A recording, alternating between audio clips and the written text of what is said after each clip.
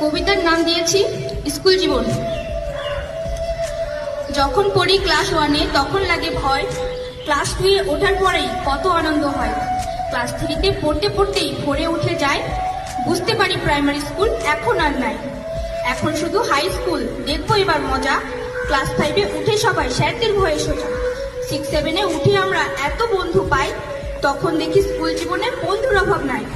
সেই বন্ধুদের সাথেই যখন শুরু পড়াশোনার লড়াই, ক্লাস 8-9 শেষ হয়ে যায় লকডাউনের গড়াই।